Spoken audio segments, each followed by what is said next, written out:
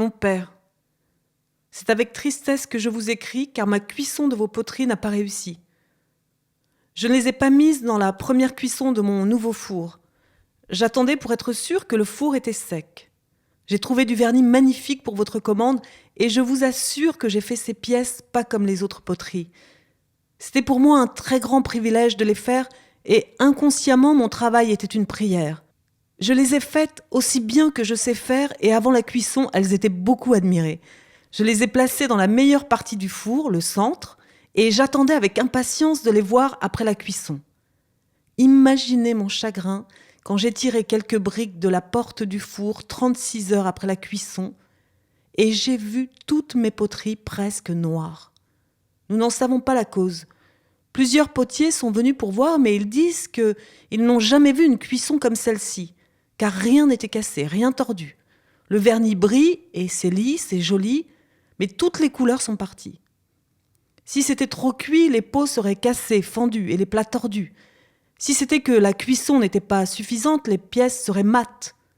La première cuisson aussi, j'avais trouvé que mes couleurs étaient très foncées, mais tout le monde m'a dit que c'était l'humidité dans la construction d'un nouveau four. Cette fois, elles sont pires. J'ai bien peur qu'il y ait un défaut dans le four. Et je ne sais pas comment je peux le faire arranger. Je n'ai pas un sou qui reste. Au contraire, j'avais beaucoup compté sur cette grande cuisson pour m'aider à payer au maçon ce que je lui dois. J'avais beaucoup de commandes, je ne peux livrer que 2 petites pièces qui étaient commandées en noir.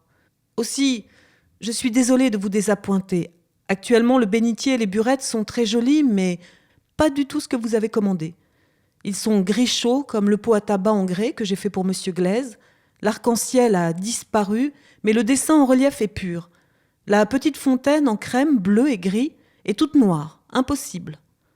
Les vases verts très clairs et verts très foncés sont vilains, marrons. Le gros pot crème, bleu et gris, tout noir. La petite lampe était rouge et noire. Elle est marron et noire maintenant, mais je la trouve jolie. La seule pièce que je peux garder pour votre commande. Dites-moi franchement, s'il vous plaît, si vous pouvez attendre jusqu'au printemps. Je serai obligée de faire la décoration du cinéma pour gagner de l'argent, pour changer le foyer du four avant de faire une autre cuisson, probablement. Un spécialiste va venir voir le four lundi. L'exposition à folklore pour Noël ne sera pas possible et c'était mon espoir de payer toutes mes dettes de l'installation de cette poterie à Molly avec cette exposition. Vous ne vous étonnerez pas que ma gentille Lucie me soigne pour les symptômes de jaunisse aujourd'hui. Nous parlons très souvent de vous et des jours si agréables passés avec vous. Je veux écrire sur une haute plaque de terre rouge ce que vous avez dit. Monsieur Glaise reste le phare de direction. La plaque sera haute, rude et forte. Sans représenter un phare, elle aura quelque chose de caractéristique.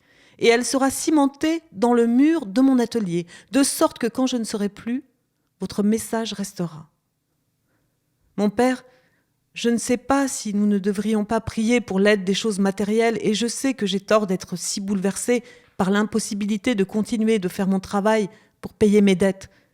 Mais puis-je vous demander de me mentionner dans une petite prière pour les très faibles physiquement et spirituellement ? Merci, mon père.